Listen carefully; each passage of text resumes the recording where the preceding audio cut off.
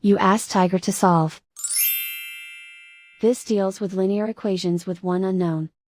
The final result is x equals 36. Let's solve it step by step. Group all constants on the right side of the equation. Add 180 to both sides.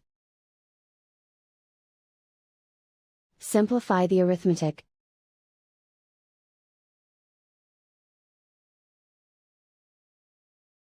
Isolate the y. Divide both sides by 5. Simplify the fraction. Find the greatest common factor of the numerator and denominator. Factor out and cancel the greatest common factor. And so the final result is x equals 36.